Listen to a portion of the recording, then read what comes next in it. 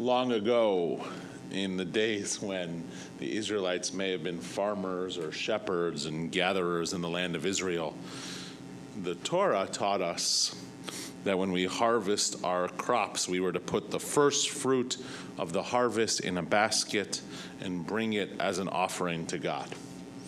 By first fruit, it also meant the choice fruits, the freshest grapes, the best oranges that you had, the tallest and the firmest wheat, the tastiest tacos, and all of those you would put in a basket and bring to God.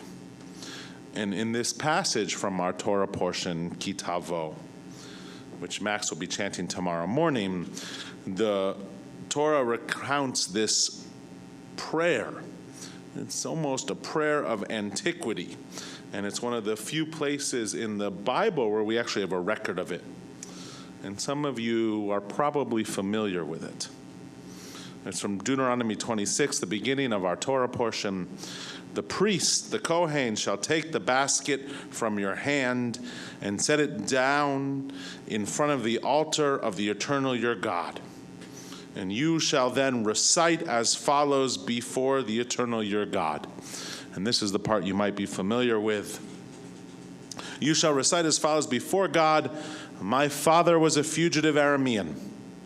He went down to Egypt with meager numbers and sojourned there, but he became a great and very populous nation. The Egyptians dealt harshly with us and oppressed us. We cried to the Eternal, the God of our ancestors. The Eternal heard our plea and saw our plight, our misery, and our oppression. The Eternal freed us from Egypt by a mighty hand, by an outstretched arm and awesome power, and by signs and portents, bringing us to this place and giving us this land, a land flowing with milk and honey. Wherefore I now bring the first fruits of the soil, which you, the Eternal One, has given me. It's an amazing moment. Think about it for a second. This pilgrimage in the land of Israel, bringing the choicest fruits, the choicest vegetables to Jerusalem, likely on these harvest holidays, on the pilgrimage holidays. And we are instructed to offer this plea, this call, which brings us all the way back to when we were slaves in Egypt. And it's said as a prayer, which is even more amazing. Rabbi Shir Milgram talks that this is not a conventional prayer in any sense. It doesn't beseech God. It doesn't ask for anything. It doesn't praise anything. There's no hallelujahs or blessings to God. It's just a story, a very simple story about how we as a people got to this very moment. When you harvest your crops, put the first fruits of your harvest in a basket and place it on the altar and recite this prayer. Tell this story. This is where I come from. This is where I've been. This is why I'm here.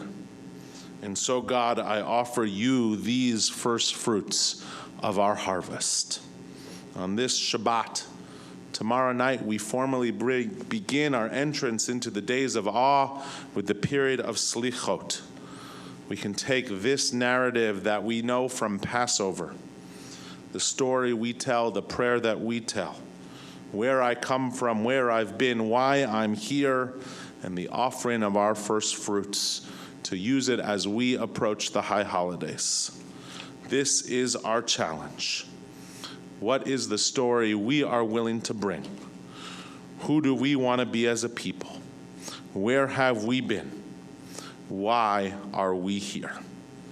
And when we do that, we can offer the first fruits of our souls, of introspection, of reflection, as an offering to God. Shabbat Shalom.